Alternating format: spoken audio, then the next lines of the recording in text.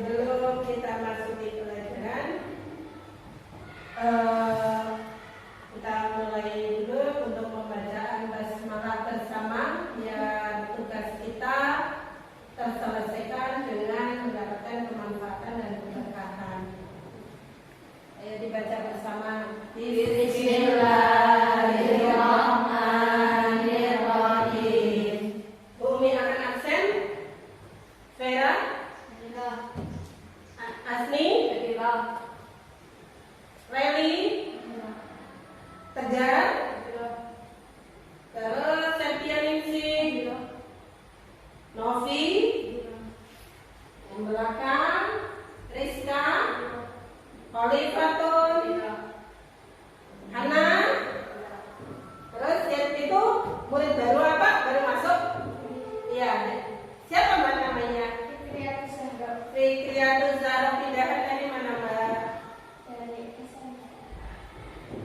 Oke, terima kasih. Tapi nanti berarti untuk mengulangnya agak berat ya. Oke, sekarang kita masuk kepada pembahasan. Kemarin kita sudah mempelajari bab kedua di semester bab keempat di semester 2 atau semester genap. Bab pertama atau bab keempat di semester genap di situ yang sudah kalian pelajari tentang apa ya? Bacaan Horim. Bacaan Horim itu ada berapa? Ada 5. 5 itu apa saja? Ismam, Imalah, Nasrul, Tajrim, Sakta. Itu adalah untuk pembahasan yang sudah kemarin kita bahas. Nah, ada pun untuk sekarang yang akan kita bahas yaitu bab kedua atau bab kedua di semester 2 atau bab kelima di kelas 9, yaitu tentang meraih martabat mulia untuk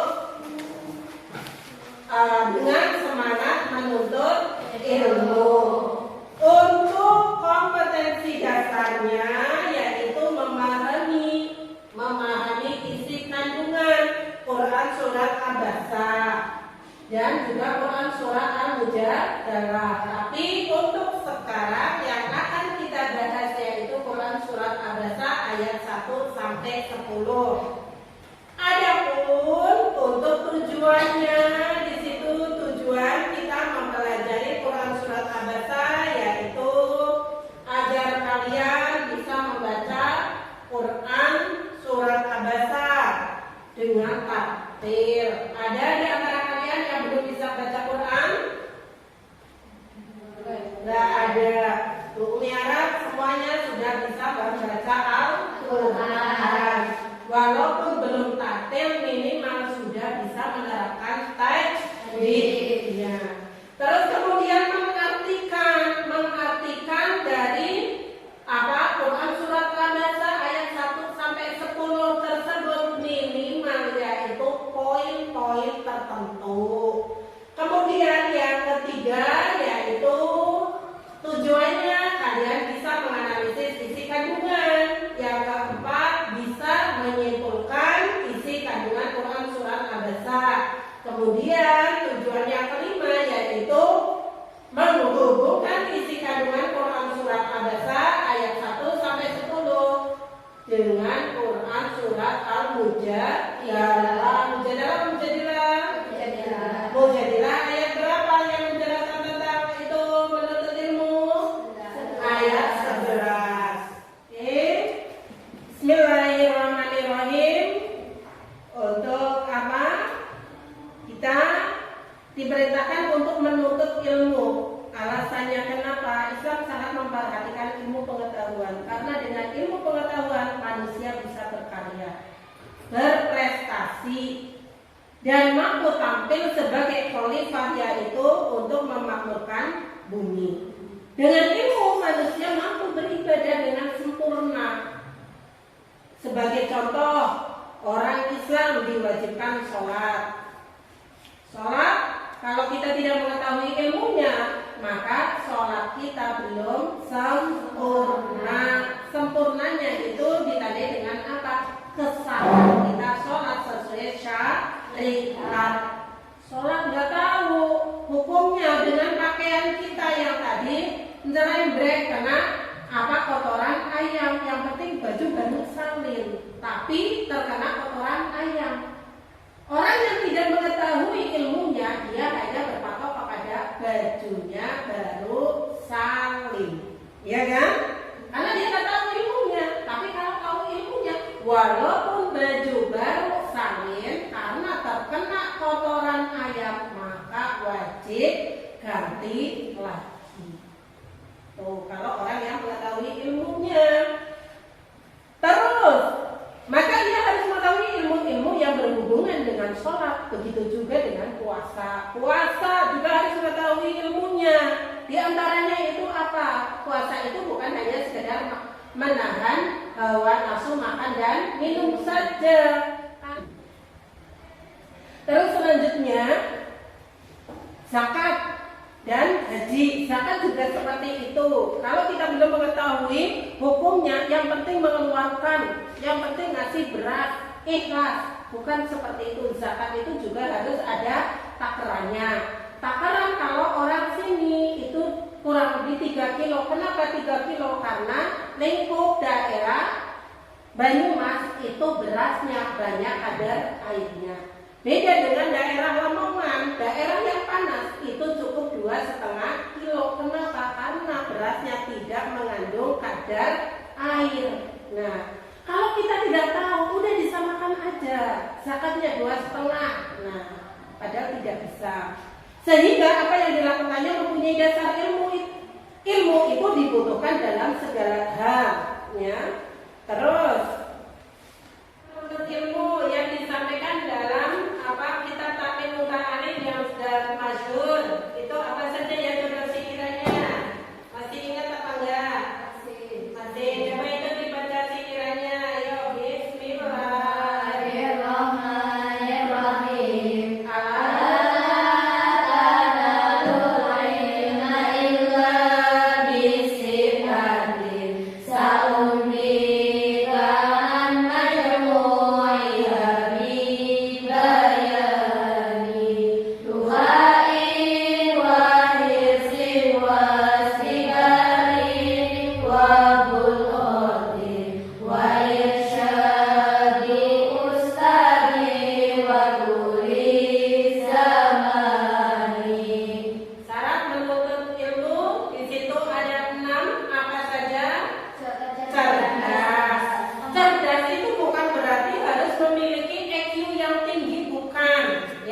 Minimal dia mau untuk berpikir. Ada enggak teman kalian yang berangkat sekolah tapi enggak mikir? Yang penting berangkat, ada enggak? Ada. Nah, itu yang disebut bukan cerdas. Terus yang kedua apa? Kemauan, semangat yang kuat. Nah, kalau kita mengendaki sesuatu, kalau kita semangat, maka apa yang kita inginkan itu besar kemungkinannya akan tercapai. Ya, bukan berarti pasti tercapai, enggak, tapi besar kemungkinan. Terus yang ketiga apa? Sabar. Sabar dalam menuntut ilmu, ya. Karena apa, orang menuntut ilmu itu banyak sekali godaannya, syaitani rajim, ya kan? Kadang kita udah malas. Terus kemudian kadang juga kita pagi hari ngantuk, ya kan? Terus selain itu apa lagi? Ketemu guru yang tidak kita sukai. Kita tidak menyukai guru itu ada beberapa hal, di antaranya kadang ketika menerangkan kita tidak paham, ya kan? Aduh, jenengan ulang ayat paham. Nah, ya kan, jadi akhirnya ada timbul kebosanan. Nah, dari situlah kita disuruh sabar. Terus yang keempat apa tadi? Biaya. Nah, sekolah itu harus punya biaya. Apalagi sekarang itu ibaratnya sudah sangat mudah. Umi harap kalian sudah pada bayaran, ya. Jadi sekolah itu ya harus ada biayanya. Kalau makan untuk membesarkan anggota badan, kalau ilmu itu untuk membesarkan rohani pengetahuan. Kepenginnya kalian besar badannya apa luas pengetahuannya? Luas pengetahuannya. Ya, luas pengetahuannya. Kalau badannya besar mau apa enggak? Mau kepenginnya langsing, ya kan? Langsing tapi berbobot, ya kan? Berbobot apanya? Ilmunya. Nah, terus selanjutnya apa lagi? Selain itu apa? Bimbingan, petunjuk guru. Apalagi sekarang itu ilmu itu sudah kalian bisa belajar dari segala arah. Dari alat teknologi sudah bisa, tapi masalahnya kalau nggak ada gurunya maka kita menjadi anak yang berilmu tapi tidak punya alat. Karena kalau kita belajarnya hanya sekedar dari internet, hanya ilmunya saja, pengetahuannya saja, maka kita tidak akan mengetahui tata krama sopan santun. Terus selanjutnya yang keenam yaitu apa? Teknologi. Waktu yang lama kita belajar itu tidak hanya cukup dengan setahun 2 tahun, harus berkelanjutan. Sampai kelas 6, setelah itu sampai kelas 9, sampai kelas 12 masih belum cukup, masih ada kelanjutannya. Nah, terkait tentang semangat menuntut ilmu di sini, kita akan memasuki pembahasannya langsung, yaitu Quran surat Al-Baqarah ayat 1 sampai 10. Coba dibaca, ayo bareng-bareng.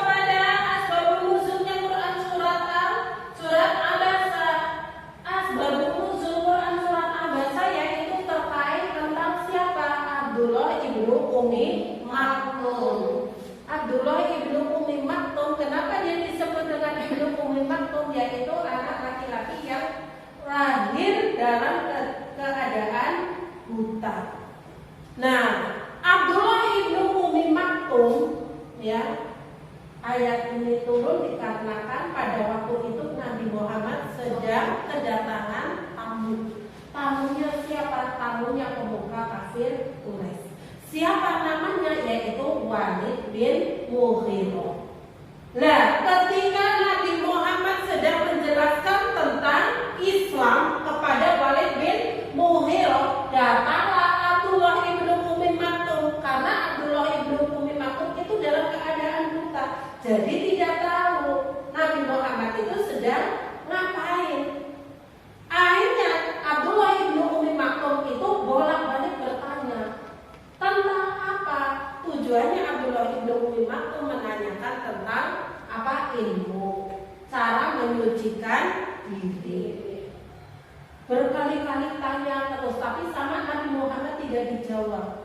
Karena Abdullah ibnu Umi Maktum itu buta, maka dia tidak tahu kenapa kok Nabi Muhammad tidak menjawab. Itu tidak tahu. Sehingga setelah si Walid bin Mughirah itu pulang, ya, si Nabi Muhammad itu memalingkan muka dari siapa? Abdullah ibnu Umi Maktum. Dia memalingkan muka dengan bermuka masam. Nah, ketika Nabi Muhammad memalingkan muka dengan muka masam, turunlah ayat Abasa wa tawalla, bahwa Nabi Muhammad itu berpaling muka dengan muka masam. Anja'ahul a'ma, ketika datang kepadamu. Siapa datang kepadamu? Hukumnya kembali kepada siapa? Nabi Muhammad.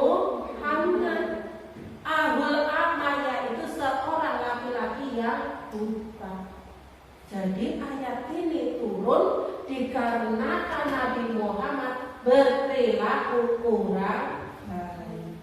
Nah, coba bareng-bareng yuk. Kesimpulan dari Quran surat Abasa itu apa ya tadi ya?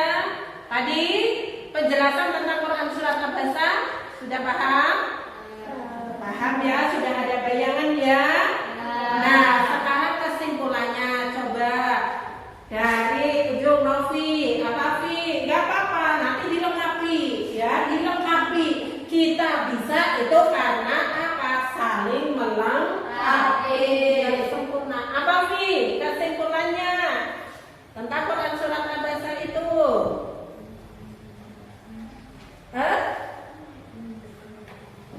Singrosa apa? Meninggikan derajat manusia, benar kan? Di antaranya itu, ayo, benar kan? Kesimpulan dari Quran surat Abasa, paham, tapi tidak bisa diucapkan dengan kata-kata. Loh, padahal dia punya mulut, punya suara. Nah, terus gimana? Apa kesimpulannya? Coba. Quran surat Abasa tadi yaitu melarang kita untuk berpaling dari orang yang tidak mengharapkan. Apa mengharapkan apa? Tadi itu loh yang sudah di penjelasan ayat itu diantaranya di garis bawah ya. Orangnya di garis bawah tadi penjelasannya yaitu tidak mengkhususkan memberi peringatan kepada seseorang, namun wajib menyampaikan kepada siapa saja, tidak membedakan kaya atau miskin, terus pejabat atau rakyat biasa. Sambutan yang baik kepada orang yang datang dan membutuhkan itu lebih baik dan wajib, sedangkan berpalingnya pada orang kaya yang tidak memerlukan karena tidak memiliki keinginan pada kebaikan itu tidak kaya. Kenapa kok kita di situ ya sudah disimpulkan hal seperti itu? Terkait tentang apa?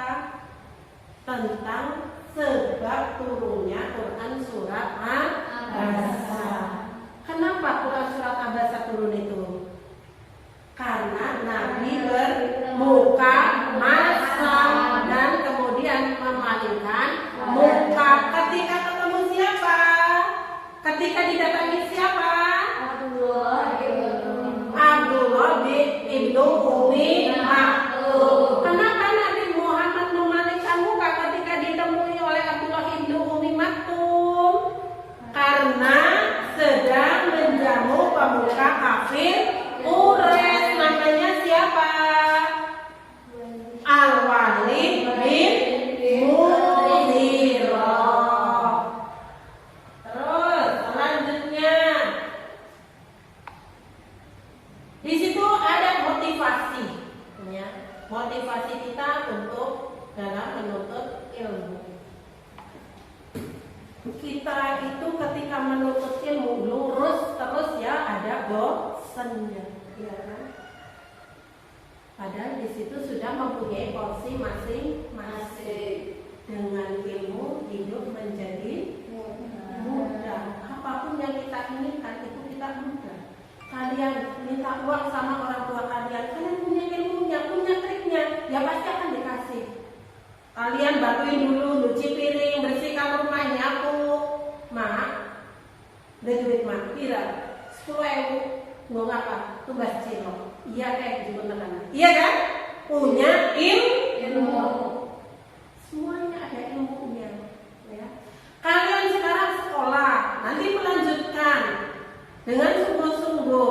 Terus setelah itu kalian terjun ke lapangan untuk mencari pekerjaan. Di lapangan itu kalian ditanya, apa yang kamu tawarkan?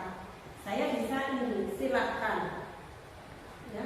Ini ada lembaga ini yang membutuhkan. Itu harus punya ilmu, bukan hanya dengan badan tenaga saja, itu tidak.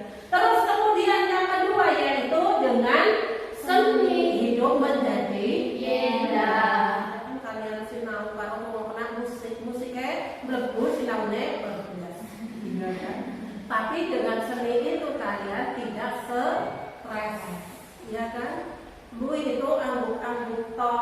ya kan? Mendengarkan dengan seni orang bersolawatan, nadanya bagus, kalian mengikuti. Akhirnya orang yang menciptakan seni tersebut, solawat tersebut, dia akan mendapatkan pahala. Tanpa sengaja kita hafal solawat dengan adanya nada. Orang takbiran, kita tidak akan mungkin terenyuh hatinya kalau ketika mengucapkan takbiran di malam hari raya itu mulus Allahu Akbar, Allahu Akbar, Allahu Akbar, walillahil hamd, kayak gitu. Kira-kira terenyuh enggak? Enggak. Tapi coba kalau dinadakan sampai melengking, ya kan? Apalagi kalau kita dalam rantauan, ya kan? Allah biasanya malam takbiran lagi kumpul kalau adine, ya kan? Nah, itu yang menyebabkan terenyuh itu apa? Nada seni menjadi ini. Ya. Terus kemudian dengan agama hidup menjadi terarah. Kita mengetahui mana yang boleh dikerjakan, mana yang tidak boleh dikerjakan. Saya mau melakukan ini, konsekuensinya apa? Berarti kita harus siap menerima. Nah, ini yang kadang kita lost control tapi tidak siap menerima. Akhirnya kita menarik diri. Alhamdulillah banyaknya kasus bunuh diri. Terus kemudian yang keempat, dengan beramal hidup menjadi lebih berkah. Nah, kita bisa beramal dengan apa? Ya dengan ilmu. Kita bisa beramal dengan apa selain ilmu? Ya dengan tenaga. Nah, dengan ilmu hidup menjadi mudah, dengan beramal hidup menjadi lebih berkah. Nah, sekarang kita masuk kepada evaluasinya dulu. Di situ jelaskan secara singkat asbabun nuzul Quran surat Abasa ayat 1 sampai 10. Coba Asmi, asbabun nuzulnya apa?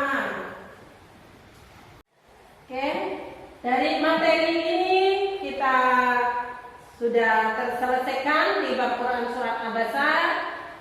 Kita akhiri dulu pelajarannya dengan bacaan hamdalah dulu bersama-sama. Alhamdulillahirabbil alamin. Insyaallah kita akan bertemu di kesempatan berikutnya dengan materi Quran surat Al-Mujadilah. Wassalamualaikum warahmatullahi wabarakatuh. Waalaikumsalam warahmatullahi. Jadi tadi untuk asbabun nuzul yaitu Ibnu Ummi Maktum, nama aslinya adalah Abdullah. Adapun Ibnu Ummi Maktum itu dikatakan dia lahir dengan keadaan cacat, ya. Terus kemudian di situ adapun tokoh-tokoh kafir Quraisy. Tokoh-tokoh kafir Quraisy di situ disampaikan ada 4 orang. Tapi tadi yang bertemu dengan Nabi itu hanya 1 orang. 4 orang ini siapa tokoh kafir Quraisy itu? Sambil di garis bawah itu, ya, yang di LKS ada. Yang pertama Al-Walid bin Mughirah, terus Ibnu Jahal, terus siapa lagi? Utbah bin, terus yang keempat Abbas bin Al-Muttalib.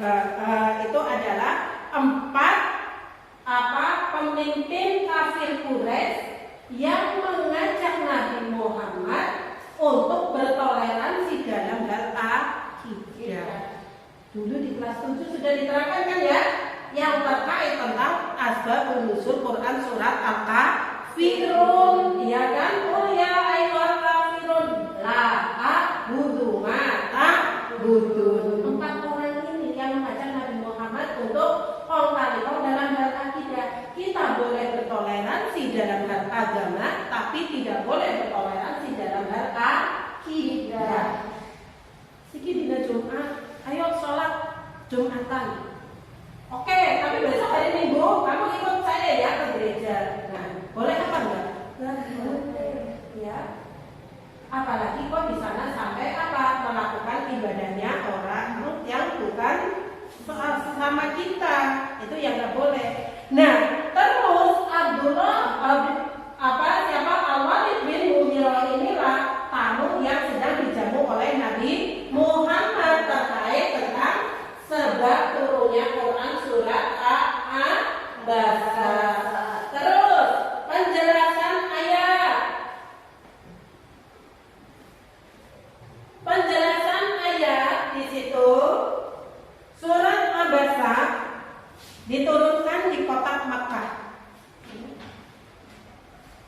Diturunkan di kota Makkah. Surat ini dinamakan Abasa karena dimulai dengan kata Abasa yang berarti muka masam atau muka malu. Kalian sambil garis bawah ya itu ya. Terus selanjutnya dalam Quran surat Abasa di situ agar tidak berpaling dari orang yang ingin membersihkan jiwanya, membersihkan diri dari akhlak tercela dan ingin mendapatkan pelajaran. Kemudian tidak terlalu berharap kepada para pemuka kafir Quraisy akan keislamannya, karena di kita manusia itu tidak boleh berharap ya selain hanya kepada Allah. Kalian pun seperti itu, kalian belajar itu wajib. Tapi apakah nanti terus jadi pintar? Itu tidak menjadi kepastian. Ngaji sekolah kok jadi pintar belum tentu ya seperti itu. Terus selanjutnya di situ sambutan yang baik kepada orang yang datang membutuhkan itu lebih baik daripada sambutan kepada orang yang tidak membutuhkan, apalagi karena kita hanya melihat background. Ada unik ya. Kalian punya teman ini kalau dijak ngomong itu orang nyambung-nyambung ya kan, dijak ngomong itu nggak nyambung-nyambung, boleh balik takon. Itu tadi saya ada pengumuman apa ya.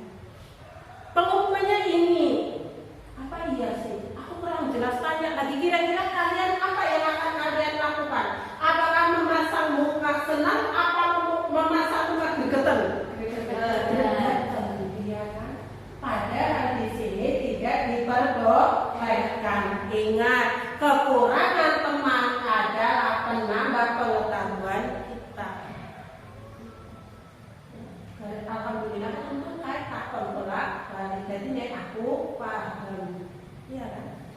Kalau satu kelas nggak ada yang tanya, nanti nggak ada yang paham. Terus selanjutnya, sedangkan berpaling pada orang kaya yang tidak memerlukan karena tidak memiliki keinginan pada kebaikan itu tidak layak. Kewajiban kita adalah mendidik kaum muslimin, terutama bagi yang menginginkan pengetahuan dan pengajaran. Ayat-ayat di atas mengajari kita akan pentingnya kepedulian terhadap sesama manusia, sesama muslim, dan menebarkan ilmu keislaman kepada mereka. Terus isi kandungannya yang pertama yaitu wajib mengenali orang yang membutuhkan bantuan, memberikan pelayanan yang profesional dan profesional. Terus kemudian pelayanan yang diberikan harus dengan niat yang ikhlas dan menyerahkan kasihnya kepada Allah. Terus kemudian ayat di atas juga mengajarkan kepada kita memberikan penghargaan dan pelayanan yang sama. Selalu husnuzon, harus bersikap cermat dan hati-hati dalam mengambil suatu tindakan, adil, penuh kasih sayang, menjunjung tinggi kesopanan, lemah lembut terhadap muridnya. Selanjutnya dari penyampaian ini, apakah kalian ada yang kurang paham? Pahamnya insya Allah coba kita simpulkan bareng-bareng.